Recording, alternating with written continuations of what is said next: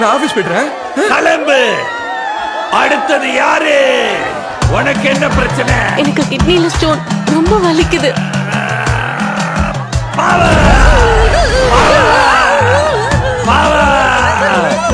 வலிக்கிற இடத்துல இந்த சீடிய வச்சுக்கோ.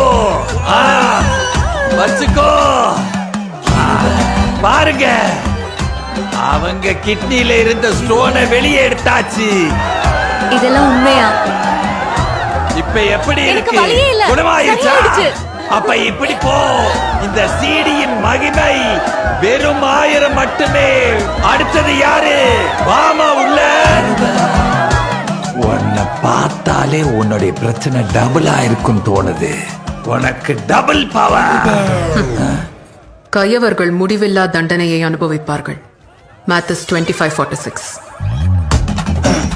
ஜீசஸ் என் ஃப்ரெண்டு தான். அவருக்கு நீ பண்றது செம்ம கடுப்பாகும்.